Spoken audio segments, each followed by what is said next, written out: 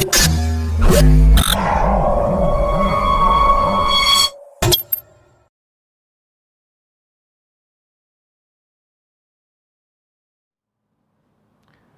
Dreamers, कोष विभाजन बे प्रकारे थाय, समसूत्री भाजन અને અર્ધસૂત્રી ભાજન। કોષ ચક્ર વિશે આપણે માહિતી મેળવી। કોષ ચક્રના બે તબક્કા એટલે પ્રથમ આંતરાવસ્થા અને પછી કોષ વિભાજન। તો આજે આપણે સમસૂત્રી ભાજન વિશે માહિતી મેળવશું। સમભાજન અથવા એને કહેવાય સમસૂત્રી ભાજન। સમભાજન અને સમસૂત્રી ભાજન એટલે શું? તો કે એક કોષ છે એનું વિભાજન થાય અને એમાંથી બે કોષનું નિર્માણ થાય અને રંગસૂત્રની સંખ્યા પિતૃકોષમાં હોય એટલી જ સંખ્યા નવજાત કોષમાં બને। આમાં 2n રંગસૂત્ર છે તો આમાં પણ 2n રંગસૂત્ર અને આમાં પણ 2n રંગસૂત્ર। રંગસૂત્રની સંખ્યામાં વધઘટ થવી જોઈએ નહીં। સમ એટલે સમાન। માની લો કે આ કોષની અંદર મનુષ્યનો કોષ હોય ને 46 રંગસૂત્ર હોય તો આમાં પણ 46 રંગસૂત્ર અને આમાં પણ 46 રંગસૂત્ર। રંગસૂત્રની સંખ્યા છે એ અડધી ન થાય। એકના બે ભાગ કરો તો અડધું અડધું થાય। અહીં અડધું અડધું નથી થવાનું, જેવું છે એવું જ બે કોષ બનવા જોઈએ। આ ઘટનાને સમભાજન કહેવાય। એટલે સમભાજનની અગત્યની ઘટના કે બાળકોષોમાં એટલે કે જે નવજાત કોષો છે એમાં રંગસૂત્રની સંખ્યા પિતૃકોષ જેટલી જ આવે, એનાથી ઓછી આવે નહીં। સમભાજનની ક્રિયા દ્વિકીય કોષોમાં પણ થાય, એકકીય કોષોમાં પણ થાય। માની લો કે કોઈ કોષ એકકીય છે n, તો એના બે ભાગ થાય તો n। માની લો કે આમાં 23 રંગસૂત્ર છે તો આમાં 23 રંગસૂત્ર, આમાં 23 રંગસૂત્ર। એટલે દ્વિકીય કોષોમાં પણ થાય, એકકીય કોષોમાં પણ થાય। બે પ્રકારના કોષોમાં સંભાજનની ક્રિયા થઈ શકે। વનસ્પતિની અંદર આપણે જોશું કે એકકીય કોષોમાં પણ સંભાજન થાય, જ્યારે મનુષ્યની અંદર દૈહિક કોષો એટલે જે દ્વિકીય હોય એમાં સંભાજનની ક્રિયા થાય। સંભાજનની સમગ્ર ક્રિયા છે એ એક સળંગ પ્રક્રિયા છે, પણ આપણી સગવડતા માટે, અભ્યાસની સરળતા માટે આપણે એને બે ભાગની અંદર વહેંચીએ અને પછી અલગ અલગ ભાગમાં। એક કેરિયોકાઇનેસિસ એટલે કોષ કેન્દ્ર વિભાજન, કોષ કેન્દ્ર વિભાજન અને કોષ રસ વિભાજન, કોષ રસ વિભાજન। પેલા કોષ કેન્દ્રનું વિભાજન થાય એટલે કે કેરિયોકાઇનેસિસ, અને પછી કોષ રસનું વિભાજન થાય જેને કહેવાય સાઇટોકાઇનેસિસ। અને આ બે પ્રક્રિયા પૂરી થાય એટલે એક કોષમાંથી બે કોષોનું નિર્માણ થઈ ચૂક્યું એમ કહી શકાય। કોષ કેન્દ્ર વિભાજનની સમગ્ર પ્રક્રિયાને આપણે ચાર ભાગમાં વહેંચી શકીએ: પૂર્વાવસ્થા, ભાજનાવસ્થા અથવા એને મધ્યાવસ્થા પણ કહેવાય, ભાજનોત્તરાવસ્થા અને અંત્યાવસ્થા અને મધ્યાવસ્થા પણ કહેવાય,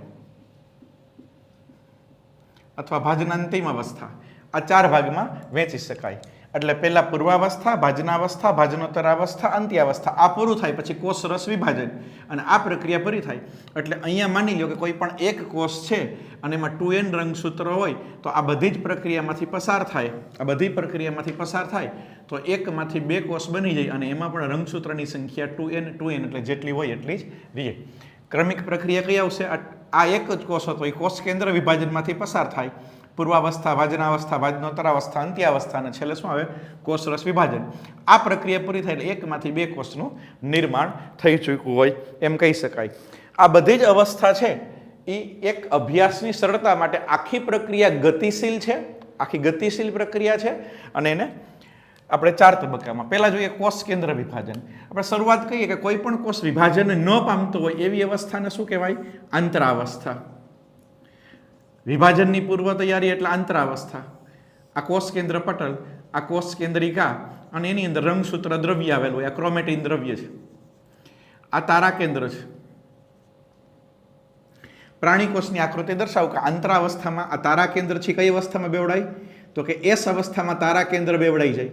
એસ અવસ્થામાં આ જે રંગસૂત્ર દ્રવ્ય છે એ બેવડાઈ જાય, 2C માંથી 4C થઈ જાય। રંગસૂત્ર દ્રવ્ય બેવડાવવાની ક્રિયા આ પણ એસ અવસ્થામાં થાય। કોષ કેન્દ્રિકા છે, કોષ કેન્દ્ર પટલ છે, બીજી કોઈ અંગિકા અહીંયા દર્શાવવામાં આવતી નથી। તો આ આંતરાવસ્થા છે। હવે જેવી આંતરાવસ્થા પૂરી થાય એટલે કોષ વિભાજનની શરૂઆત થાય। કોષ વિભાજનમાં પહેલા કોષ કેન્દ્ર વિભાજન, કોષ કેન્દ્ર વિભાજનમાં પહેલા કઈ અવસ્થા આવે? પૂર્વાવસ્થા। પહેલી અવસ્થાને આપણે શું કહેશું? પૂર્વાવસ્થા। પૂર્વાવસ્થા. મેં કીધું એમ આ એક ગતિશીલ પ્રક્રિયા છે. કેવી પ્રક્રિયા છે? ગતિશીલ. એટલે એમાં બધી જ પ્રક્રિયા ધીમે ધીમે થાય. એટલે જાણે કોઈ વિડીયો હોય તો એમાં બધું ધીમે ધીમે ધીમે ધીમે થાય. પણ આકૃતિ છે એ 2 ડાયમેન્શન 3 ડાયમેન્શન આકૃતિ છે એ સ્થિર છે. આકૃતિમાં ધીમે ધીમે ન થાય. એક ઉદાહરણ આપું કે દાખલા તરીકે મહેન્દ્રસિંહ ધોની છે એમ હેલિકોપ્ટર શોટ મારીને 6 લગાવે તો એ બેટમાંથી બોલ છે નીકળે અને બાઉન્ડ્રીની બહાર જાય. એ આખી જે ગતિશીલ પ્રક્રિયા છે ને આપણે 6 કહીએ. પણ બીજે દિવસે સવારે છાપામાં ફોટો આવે ત્યારે ખાલી આમ બેટ પકડીને ઊભો હોય કે આમ કરીને આમ ઊભો હોય, આમ સ્થિર પોઝ હોય એનો.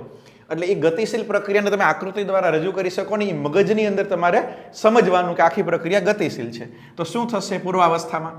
કોષ કેન્દ્ર પટલ ધીમે ધીમે ધીમે ધીમે અદ્રશ્ય થાય. આ કોષ કેન્દ્ર પટલ મેં ત્રુટક દર્શાવ્યું. આનો મતલબ એવો ન થાય કે પૂર્વાવસ્થામાં કોષ કેન્દ્ર પટલ ત્રુટક હોય. આનો મતલબ આપણે એમ સમજવાનો કે જે કોષ કેન્દ્ર પટલ છે ધીમે ધીમે ધીમે ધીમે ધીમે ધીમે ધીમે નાશ પામતો જાય અને પૂર્વાવસ્થા પૂરી થાય ત્યાં સુધીમાં અદ્રશ્ય થઈ જાય. કોષ કેન્દ્રિકા ધીમે ધીમે ધીમે અદ્રશ્ય થાય. તો આ મોટી અંગી આ કોષ કેન્દ્રિકા મોટી છે એમ નાની દર્શાવી. એનો અર્થ એવો નથી કરવાનો કે પૂર્વાવસ્થામાં કોષ કેન્દ્રિકા નાની હોય. નાની ના હોય, મોટી ના હોય. પૂર્વાવસ્થામાં કોષ કેન્દ્રિકા ધીમે ધીમે ધીમે ધીમે ધીમે ધીમે 5-10 મિનિટમાં અદ્રશ્ય થઈ જાય. એટલે ગતિશીલ પ્રક્રિયા સમજવાની. આ રંગસૂત્ર દ્રવ્ય છે, આ રંગસૂત્ર દ્રવ્ય એમાંથી રંગસૂત્રનું નિર્માણ થાય. માની લો કે હું 4 રંગસૂત્ર દર્શાવું છું. મનુષ્યનો કોષ હોય તો 46 રંગસૂત્ર હોય. એ 46 રંગસૂત્ર દર્શાવવા આકૃતિમાં શક્ય નથી. અહીંયા મેં 4 રંગસૂત્ર દર્શાવ્યા. તો આ રંગસૂત્રનું નિર્માણ થયું. આને શું કહેવાય? રંગસૂત્રનું નિર્માણ. એટલે રંગસૂત્રનું ઘનીકરણ થયું. આમાંથી રંગસૂત્ર કઈ રીતે બને જે આપણે આગળ અગાઉના ચેપ્ટરમાં શીખી ગયા. પહેલા શું બનશે? પહેલા ન્યુક્લિયોઝોમ બને. હિસ્ટોન પ્રોટીન ઉપર ન્યુક્લિયોઝોમમાંથી સોલેનોઇડ બને. સોલેનોઇડમાંથી એકલ સૂત્ર બને. એકલ સૂત્રમાંથી રંગસૂત્ર બને. તો આમાંથી આ રંગસૂત્ર બનવાની ક્રિયા થઈ. તારા કેન્દ્ર દ્વિભાજન પામે એટલે જે 2 તારા કેન્દ્ર હોય છૂટા પડે અને એની વચ્ચે તારા કિરણો બને. આને કહેવાય એસ્ટર્સ. એસ્ટર્સ એટલે તારા કિરણો. તારા કિરણો જે ટ્યુબ્યુલિન નામની પ્રોટીનની બનેલી સૂક્ષ્મ નલિકા કહી શકાય. કઈ કઈ ક્રિયા થઈ પૂર્વાવસ્થામાં? પૂર્વાવસ્થામાં કઈ કઈ ક્રિયા થઈ? કોષ કેન્દ્ર પટલ ધીમે ધીમે ધીમે ધીમે અદ્રશ્ય થવા માંડે. કોષ કેન્દ્રિકા ધીમે ધીમે ધીમે અદ્રશ્ય થાય. રંગસૂત્ર નું ઘનીકરણ થાય. રંગસૂત્ર છે એ દ્રવ્ય છે, એમાંથી રંગસૂત્ર બનવાની ક્રિયા થાય. અહીંયા આપણે 1, 2, 3, 4 રંગસૂત્ર દર્શાવ્યા છે. તારા કેન્દ્રનું દ્વિભાજન થાય, 1 માંથી 2 થાય અને તારા કિરણો બને. એટલે એને શું કહેવાય? આજે તારા કિરણો બને. અહીંયા આ જે તારા કિરણો છે, તારા કિરણો એની સાથે ત્રાક તંતુ પ્રોટીનના બનેલા હોય. ત્રાક તંતુ જે કોષ રસમાંથી બની જોડાય અને સંયુક્ત રીતે માઇટોટિક એપાર્ચર બનાવે. શું બનાવશે? Mitotic aperture.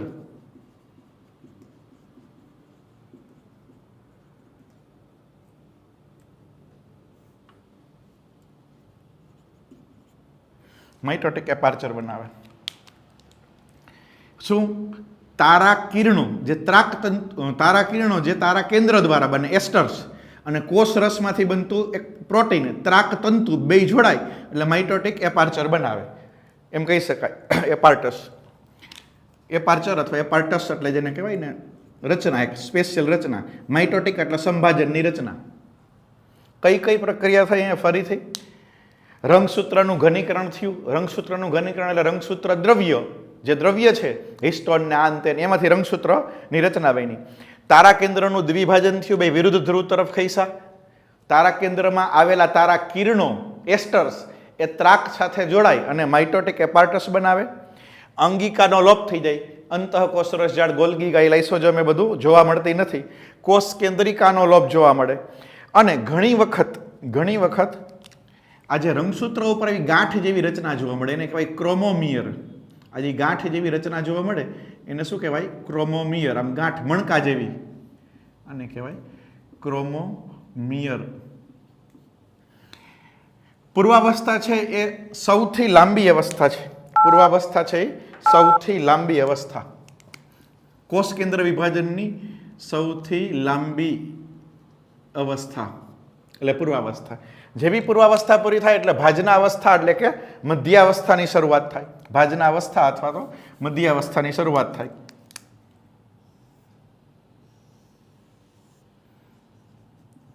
ભાજના અવસ્થા જેને મધ્યાવસ્થા પણ કહેવાય.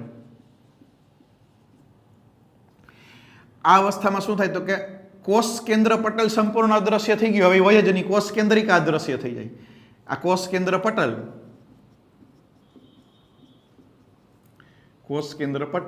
અને કોષ કેન્દ્રિકા બે અદ્રશ્ય થઈ જાય, એટલે એમાં હોય જ નહીં. એટલે રંગસૂત્ર બધાય વિખાઈ જાય, રંગસૂત્ર બધાય વિખેરાઈ જાય. હવે એ રંગસૂત્ર છે સંપૂર્ણ રંગસૂત્ર બને અને બધા જ રંગસૂત્ર છે વિષુવવૃત્ત ઉપર આમ ગોઠવાઈ જાય. જો આ બંને રંગસૂત્રો 1 2, આ રંગસૂત્રિકા, આ એનું સેન્ટ્રોમિયર. આવા કેટલા રંગસૂત્ર છે? 4 રંગસૂત્રો છે, 1 2 3 4, આ એનું સેન્ટ્રોમિયર. તારા કેન્દ્ર છે વિરુદ્ધ ધ્રુવ તરફ પહોંચી ગયું, એક તારા કેન્દ્ર અહીંયા પહોંચી ગયું, એક તારા કેન્દ્ર અહીંયા આવતું રહ્યું, એમ કહી શકાય. એમાંથી નીકળતા ત્રાક તંતુ એ સેન્ટ્રોમિયર સાથે જોડાઈ જાય, આને કહેવાય રંગસૂત્રીય તંતુ. આને શું કહેવાય? રંગસૂત્રીય તંતુ. આ સળંગ તંતુ છે જે કોઈ જોડાતા નથી, આને કહેવાય સળંગ તંતુ. જે કોઈ સાથે જોડાતા નથી ને વચ્ચેથી નીકળે એને શું કહેશું? સળંગ તંતુ કહેશું. તો ભાજના અવસ્થામાં કઈ પ્રક્રિયા થઈ? રંગસૂત્ર સ્પષ્ટ બન્યા. હવે રંગસૂત્રની રચના એ દર્શાવો. દરેક રંગસૂત્રમાં 2 એકલ સૂત્ર આવેલા હોય.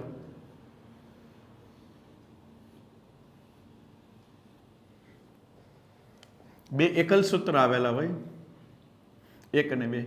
એની વચ્ચે સેન્ટ્રોમિયર આવેલું હોય. આ સેન્ટ્રોમિયર છે. આ રંગસૂત્રિકા અથવા એને કહેવાય એકલ સૂત્ર, આને કહેવાય સેન્ટ્રોમિયર. સેન્ટ્રોમિયરની સંખ્યા કેટલી હોય? 1. અને આ સેન્ટ્રોમિયરની પાર્શ્વ બાજુએ એક વિશિષ્ટ રચના આવેલી હોય. માની લો કે એક અહીંયા છે, એક અહીંયા છે, એને કહેવાય કાઇનેટોકોર્સ. અને એની સંખ્યા કેટલી હોય? 2. બે બાજુ એક હોય. આને શું કહેવાય? કાઇનેટોકોર્સ. જે રેડ કલરથી દર્શાવ્યું એ કાઇનેટોકોર્સ. અને આ વચ્ચે છે એ સેન્ટ્રોમિયર. આને સેન્ટ્રોમિયર કહેવાય.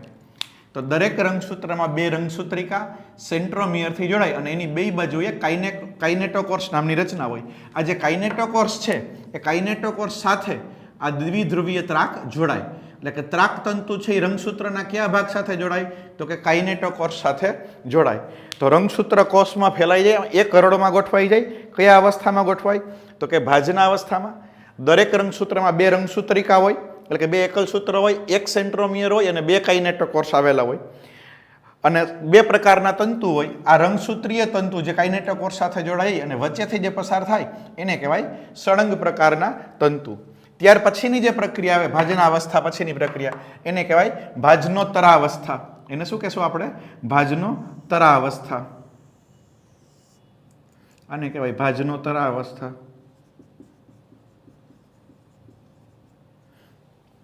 ભાજનોત્તરાવસ્થામાં શું થશે? તો કે આ ત્રાક તંતુ ખેંચાય, આ ઉપરની બાજુએ ખેંચાય, આ નીચેની બાજુએ ખેંચાય. બે બાજુથી ત્રાક તંતુ છે એ ખેંચે.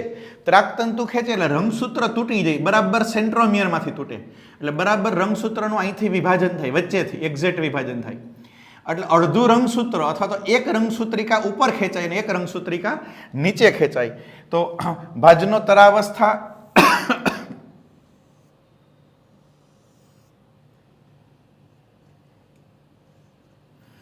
આ ત્રાક તંતુ ખેંચાણા 4, 1 2 3 અને 4. તો એની સાથે રંગસૂત્રિકા આવી રીતના ઉપર જાય અને અડધી રંગસૂત્રિકા નીચે. રંગસૂત્રનું વિભાજન થયું. કોનું વિભાજન થયું? રંગસૂત્રનું. આ જે રંગસૂત્ર છે એનું વિભાજન થયું વચ્ચેથી સેન્ટ્રોમિયરમાંથી. એટલે અડધો ભાગ આ બાજુ આવતો રહ્યો અને અડધો ભાગ આ બાજુ આવતો રહ્યો. એટલે ઉપર જે આવ્યું એને રંગસૂત્રિકા કહેવાય. રંગસૂત્રની બદલે શું એવું? રંગસૂત્રિકા. એક જ રંગસૂત્રની 2 રંગસૂત્રિકા છૂટી પડે. 4 રંગસૂત્ર હતા, 1 2 3 4. તો અહીંયા 4 રંગસૂત્રિકા ઉપર અને 4 રંગસૂત્રિકા નીચે. આ જ અવસ્થામાં રંગસૂત્ર છે એ એલ આકારના અથવા વી આકારના દેખાય. કઈ રીતે તમને કહું કે જો રંગસૂત્ર છે એ મેટાસેન્ટ્રિક હોય, એટલે સેન્ટ્રોમિયર ક્યાં હોય? વચ્ચે. સેન્ટ્રોમિયર વચ્ચે હોય એને શું કહેવાય? મેટાસેન્ટ્રિક. હવે જ્યારે એ આમ ખેંચાય તો એક રંગસૂત્રિકા છૂટી પડી, તો મેટાસેન્ટ્રિક રંગસૂત્ર છે એનું કાઇનેટોકોર વચ્ચે હોય. મેટાસેન્ટ્રિક એટલે શું? તો કે આ ભાગ અને આ ભાગ સરખો, તો એનું કાઇનેટોકોર્સ બરાબર વચ્ચે છે. બરાબર વચ્ચે છે એટલે રંગસૂત્ર આવું, આ રંગસૂત્રિકા આવી દેખાય. એટલે કેવા આકારની? ઊંધા વી આકારની. પણ જો આ રીતનું હોય, સબમેટાસેન્ટ્રિક રંગસૂત્ર હોય, તો એક ભુજા નાની હોય ને એક ભુજા કેવી હોય? લાંબી હોય સબમેટાસેન્ટ્રિકમાં. તો એમાં આવી રચના જોવા મળે કે એક ભાગ ટૂંકો, એક ભાગ લાંબો. આમાં એટલે જો બે સરખો ભાગ હોય તો એને કહેવાય મેટાસેન્ટ્રિક. એક ભાગ ટૂંકો હોય અને એક ભાગ લાંબો હોય તો એને શું કહેવાય? સબ મેટાસેન્ટ્રિક. તો સબ મેટાસેન્ટ્રિકમાં એલ આકાર થયો અને આમાં કેવો આકાર થયો? વી આકાર થયો. મેટાસેન્ટ્રિક હોય તો વી આકાર, સબ મેટાસેન્ટ્રિક હોય તો એલ આકાર. કઈ રીતે? તો કે સબ મેટાસેન્ટ્રિક હોય તો કેવું રંગસૂત્ર હોય? આવું હોય. ઉપરનો ભાગ ટૂંકો, નીચેનો ભાગ લાંબો. હવે જ્યારે આ ખેંચાય ત્યારે આ ભાગ ટૂંકો છે ને આ ભાગ લાંબો છે એટલે આમ એલ જેવો શેપ દેખાય, આમ એલ જેવો શેપ દેખાય, એટલે એને એલ આકારનો રંગસૂત્ર કહેવાય. સૌથી ટૂંકી અવસ્થા છે ભાજનોત્તર અવસ્થા છે, કેવી છે? સૌથી ટૂંકી અવસ્થા. સૌથી લાંબી એટલે પૂર્વાવસ્થા. આ સૌથી ટૂંકી, ચારમાંથી સૌથી ટૂંકી અવસ્થા કહેવાય આને. આ અવસ્થા પૂરી થાય એટલે એમાંથી શું આવશે? અંત્યાવસ્થા આવશે. ત્યાર પછી કઈ અવસ્થા આવશે? અંત્યાવસ્થા, ભાજનાંતિમ અવસ્થા.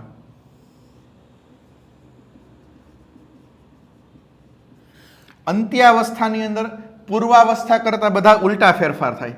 જો આ તારા કેન્દ્ર છે, એક તારા કેન્દ્ર અહીંયા છે, આ ત્રાકતંતુ અદ્રશ્ય થઈ જાય, 1 2 3 બધા ત્રાકતંતુ અદ્રશ્ય થઈ જાય. આ ચાર રંગસૂત્ર કે રંગસૂત્રિકા, ચાર રંગસૂત્રિકા એ વિખેરાઈ જાય રંગસૂત્ર દ્રવ્યમાં. હવે કોષ કેન્દ્ર પટલનું નિર્માણ થાય. કોષ કેન્દ્ર પટલનું નિર્માણ થાય. આમાં કોષ કેન્દ્ર પટલ અદ્રશ્ય થાય છે, આમાં કોષ કેન્દ્ર પટલ બને. રંગસૂત્રિકા, રંગસૂત્ર હોય એક્રોસેન્ટ્રિક રંગસૂત્ર. આ એક્રોસેન્ટ્રિક હોય દાખલા તરીકે તો આ ભાગને શું કહેવાય? NOR, nuclear organization region. આગલા ચેપ્ટરમાં આવી ગયું. કોષ કેન્દ્રિક આયોજક વિસ્તાર, એક્રોસેન્ટ્રિક રંગસૂત્રનો આ પ્રદેશ એને કોષ કેન્દ્રિક આયોજક વિસ્તાર અથવા NOR કહેવાય. એમાંથી કોષ કેન્દ્રિકાનું નિર્માણ થાય, કોષ કેન્દ્રિકાનું નિર્માણ થાય. આ બેમાં કોષ કેન્દ્રિકા આવે નહીં. તમે જુઓ, આપણે અહીંથી શરૂઆત કરી હતી અને અહીંયા સુધી પહોંચ્યા તો આમાં એક જ કોષ કેન્દ્ર છે, આમાં બે કોષ કેન્દ્ર આવી ગયા.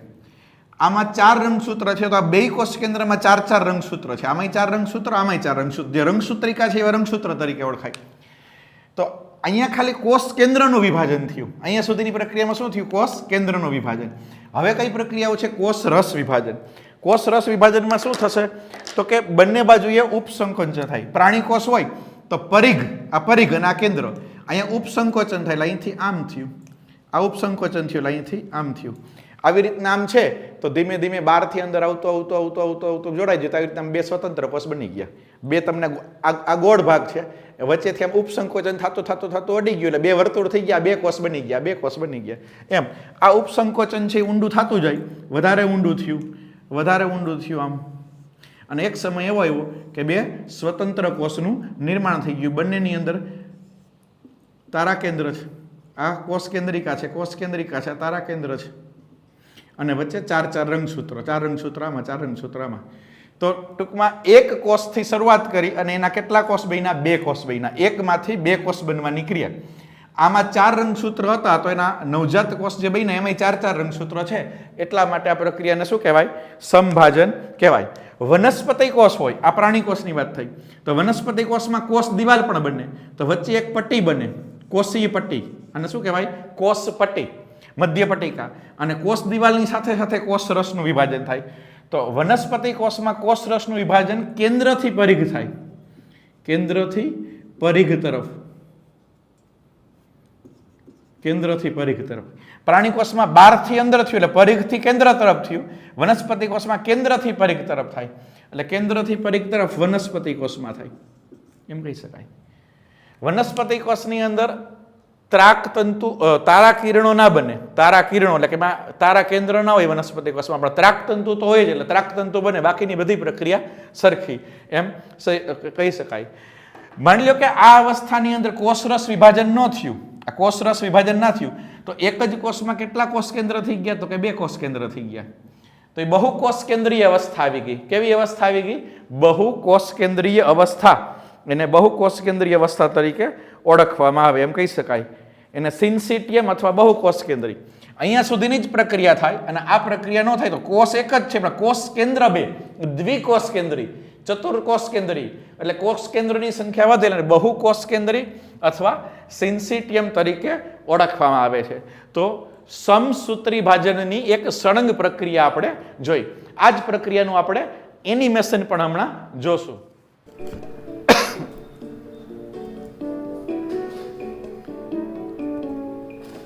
સમસૂત્રી વિભાજનની એટલે કે સમવિભાજનની આખી પ્રક્રિયા આપણે એનિમેશન સ્વરૂપે જોઈએ કે આખી પ્રક્રિયા છે કઈ રીતે ગતિશીલ સ્વરૂપે એમાં કયા પ્રકારના ફેરફાર થાય એ તમે અહીંયા જોઈ શકશો કે આખી પ્રક્રિયા કઈ રીતે થાય.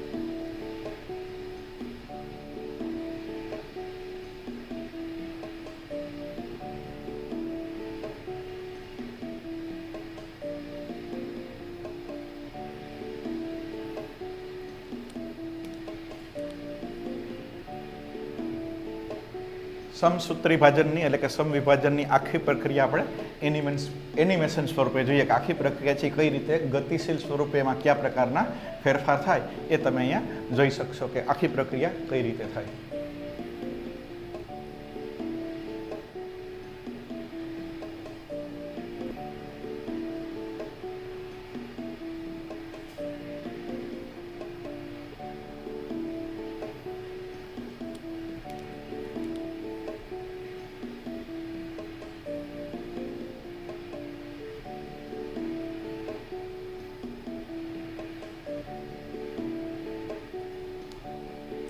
હવે આપણે જોઈએ સમસૂત્રી વિભાજનનું મહત્વ. સમભાજનનું મહત્વ શું છે?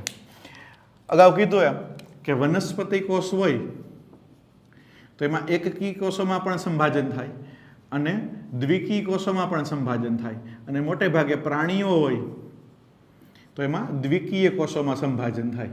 આમ સંભાજનની ક્રિયા એકકીય કોષોમાં પણ થાય, દ્વિકીય કોષોમાં થાય. બહુકોષી સજીવ હોય, બહુકોષી સજીવ તો એમાં સંભાજનથી વૃદ્ધિ થાય, શરીરની વૃદ્ધિ અને વિકાસ. વનસ્પતિની અંદર દ્વિતીય વૃદ્ધિ એટલે વર્ધનશીલ પેશી,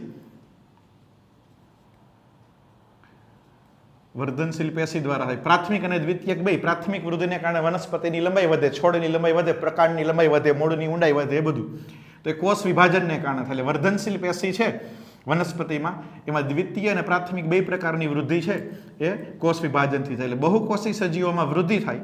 એક કોષી સજીવ હોય, દાખલા તરીકે બેક્ટેરિયા, એમાં દ્વિભાજન થાય તો એકના બે થાય, એને વંશ વૃદ્ધિ કહેવાય. એટલે એક પ્રકારનું પ્રજનન કહેવાય, અલિંગી પ્રજનન. દ્વિભાજન છે એ અલિંગી પ્રજનનનો પ્રકાર. તો એક કોષી સજીવોમાં કોષ વિભાજનને કારણે પ્રજનન થાય અને બહુકોષી સજીવોમાં વૃદ્ધિ થાય એમ કહી શકાય. શરીરની માં જે કોષો ઘસારો અનુભવે, એટલે દાખલા તરીકે હાથના કોષો છે ઘસાઈ જાય છે તો નવા નવા કોષો ઉત્પન્ન થાય, પગનું તળિયું ઘસાતું હોય તો નવા નવા કોષો ઉત્પન્ન થાય. તો ઘસારો પામેલા કોષોના સ્થાને નવા કોષો છે એ પણ ઉત્પન્ન થાય એમ આપણે કહી શકાય. તો આ બધું સમસૂત્રી વિભાજનનું મહત્વ થયું. સમસૂત્રી વિભાજનની બીજી ખાસિયત કે એક કોષમાંથી બીજા કોષ બને ત્યારે એમાં રંગસૂત્રની સંખ્યા જળવાઈ રહે, એટલે દૈહિક કોષોમાં રંગસૂત્રની સંખ્યા જાળવી રાખે એમ કહી શકાય. સ્ટ્રોસબર્ગરે વનસ્પતિમાં અને પ્રાણીઓમાં ફ્લેમિંગે સમસૂત્રી વિભાજન શબ્દ આપ્યો છો. હવે કેટલાક ટર્મિનોલોજી એસેન્ટ્રિક અથવા તો એનેસ્ટ્રલ વિભાજન કોને કહેવાય? તો કે પ્રાણી કોષમાં, વનસ્પતિ કોષમાં તારા કેન્દ્ર ના હોય, આથી એમાં જે વિભાજન થાય એને એનેસ્ટ્રલ વિભાજન કહેવાય. વનસ્પતિમાં તારા કેન્દ્ર હોતું નથી, તારા કેન્દ્ર નથી એટલે તારા કેન્દ્ર વગર આખી જે પ્રક્રિયા થાય એને એસ્ટ્રલ વિભાજન કહેવાય.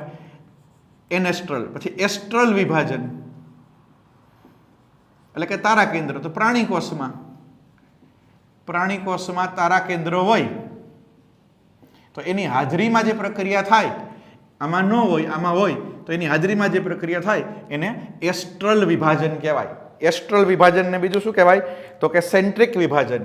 આ એસેન્ટ્રિક વિભાજન અને એસેન્ટ્રિક, કારણ કે આમાં શું હોય? રસધાની હોય. આ રસધાની હોય એટલે એસેન્ટ્રિક, અને આને કહેવાય સેન્ટ્રિક વિભાજન પણ કહી શકાય એમ કહી શકાય. સમસૂત્રી વિભાજનના રૂપાંતરણો જોઈએ. એન્ડોમાઇટોસિસ એટલે શું? એન્ડોમાઇટોસિસ એટલે તો કે કેટલાક પ્રોટિસ્ટામાં તારા કેન્દ્ર કોષ કેન્દ્રમાં હોય, કોષ કેન્દ્રની અંદર હોય. આથી આખી પ્રક્રિયા, કોષ વિભાજનની પ્રક્રિયા કોષ કેન્દ્રની અંદર થાય. આખી પ્રક્રિયા જે છે એ કોષ કેન્દ્રની ક્યાં થાય? અંદર થાય. અને આ પ્રકારના વિભાજનને અંતઃકોષ કેન્દ્રીય વિભાજન, કોષ કેન્દ્રની અંદર થાય એટલે ગુજરાતીમાં કહેવાય અંતઃકોષ કેન્દ્રીય વિભાજન, અથવા એને કહેવાય એન્ડોમાઇટોસિસ. આપણે જોયું હતું કે આ કોષ કેન્દ્ર પટલ, કોષ કેન્દ્રિકા, તો કોષ કેન્દ્ર પટલનું વિઘટન ના થાય અને તારા કેન્દ્ર અહીંયા આવેલું, બધી જ પ્રક્રિયા કોષ કેન્દ્રની અંદર થાય, બહાર ન થાય, અંદર થાય. કોષ કેન્દ્રની અંદર પ્રક્રિયા થાય એટલે અંતઃકોષ કેન્દ્રીય વિભાજન, અથવા એને શું કહેવાય, એન્ડોમાઇટોસિસ કહેવાય. અને એન્ડોમાઇટોસિસની અંદર શું થાય કે રંગસૂત્રની સંખ્યા 4 હોય તો 8 થઈ જાય, 8 હોય તો 16 થઈ જાય, એટલે બહુ રંગસૂત્રતા અથવા તો પ્લોઇડી ઉદ્ભવે, એને પ્લોઇડી કહેવાય. રંગસૂત્રની સંખ્યા બેવડાઈ જાય, કારણ કે કોષ વિભાજન થતું જ નથી, એક કોષમાંથી 2 કોષ થાય જ નહીં. કોષ કેન્દ્રની અંદર રંગસૂત્રની સંખ્યા બેવડાવ્યા રાખે. આવું કેમાં થાય, પ્રોટિસ્ટામાં, કેટલાક પ્રોટિસ્ટામાં. તો એને એન્ડોમાઇટોસિસ અથવા તો અંતઃકોષ કેન્દ્રી કહેવાય. ડાયનોમાઇટોસિસ,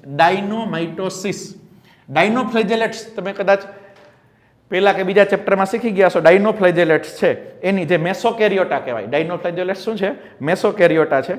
એમાં હિસ્ટોન પ્રોટીન હોય જ નહીં, પરંતુ રંગસૂત્ર જોવા મળતા નથી, સ્પષ્ટ જોવા ના મળે, ત્રાકતંતુનું નિર્માણ ન થાય.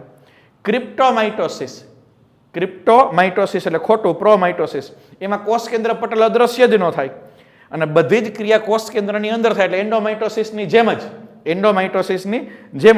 પરંતુ રંગસૂત્ર છૂટા પડી જાય એટલે કે એમાં બહુરંગસૂત્રતા ઉદ્ભવતી નથી. એટલે બહુરંગસૂત્રતા ન ઉદ્ભવે તો ક્રિપ્ટોમાઇટોસિસ, બહુરંગસૂત્રતા ઉદ્ભવે તો એને કહેવાય એન્ડોમાઇટોસિસ.